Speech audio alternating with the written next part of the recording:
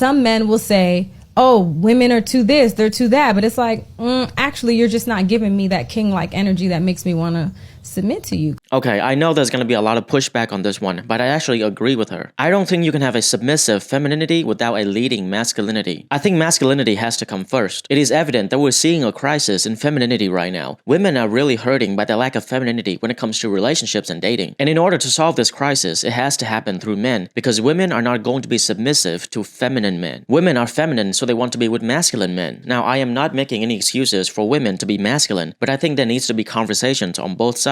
However, in this particular instance, I think men need to be more accountable. Across America, there are approximately 18 million children who grow up without a father. That is 1 in 4 children. How we got to this point, that's a conversation for another day. But how are you supposed to grow up to be a man, to be masculine, when you don't have a father to demonstrate in a positive way what it means to be a man? If we had a generation of amazing fathers, we would have a generation of masculine men. And we would solve the crisis of femininity because women would naturally respect and be more submissive under the leadership of masculine men. This is the natural dynamic between masculinity and femininity. And I know that it can be triggering to hear the word submissive because of all the negative connotations associated with it. But it's important to understand that being submissive in a relationship is not the same as being subservient or passive. It does not mean you don't have agency or the ability to make your own decisions. It simply means you love, respect, and therefore trust your partner to make decisions for you. You allow the man to lead the relationship because you trust him to make decisions that will benefit the both of you. That's it. It's not a blind loyalty to a dictator. It's not a tyrannical relationship. Now, if we were to flip that around, is it possible in a relationship to have a submissive femininity first, then comes a leading masculinity?